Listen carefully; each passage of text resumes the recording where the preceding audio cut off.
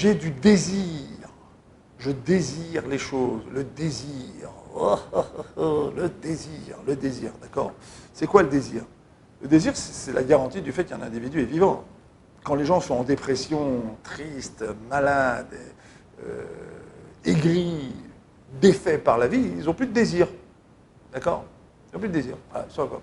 Donc quand quelqu'un a du désir, c'est qu'il est vivant, il a des projets, il a des envies et autres, etc. Bon, le gros problème, c'est qu'on confond souvent le désir et l'ambition. C'est-à-dire qu'on a beaucoup de désir en nous et on pense que ça peut nourrir notre ambition. Alors, ce n'est pas tout à fait comme ça, parce que ce qui nourrit l'ambition, c'est le travail. C'est-à-dire que j'ai une ambition d'arriver à tel et tel poste ou à tel et tel projet, etc. Je vais devoir travailler et je vais mettre des points de validation dans mon projet, et puis je vais faire des points, et puis je vais avancer, et puis je vais arriver à mon projet. Ça, c'est l'ambition. Le désir, c'est un moteur. C'est-à-dire que ce n'est pas parce que j'ai le désir d'arriver à un point A que je vais y arriver. En fait, c'est un moteur naturel que H&M a posé en nous, qui nous permet de vivre. D'ailleurs, quand on ne l'a pas, effectivement, on est un mort-vivant. C'est un moteur naturel. Alors souvent, les gens confondent le désir et la réalité. C'est deux choses différentes. La femme, elle dit, oui, tu dis que tu veux me contenter, mais c'est faux, tu ne fais rien. Et le mari dit, si, j'ai le désir de te contenter.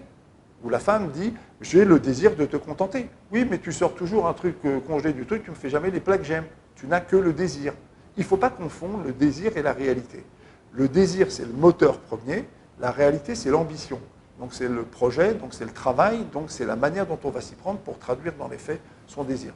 Je vous l'ai dit en français, je vous le dis en hébreu, il ne faut pas confondre le ratson, la volonté, la sheifa, qui peut être un désir, une ambition, et la metsiout, la réalité concrète, pratique et matérielle. C'est deux choses complètement différentes.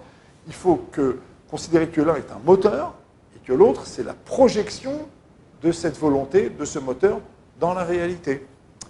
Voilà, ça c'est très important parce que c'est comme ça qu'on s'évite des discussions du genre, tu dis le jour que tu veux, mais tu fais jamais rien. Et l'autre il dit, mais si, j'ai fait plein de choses. Non, tu as dit, mais tu n'as pas fait. C'est pas la même chose. À bientôt.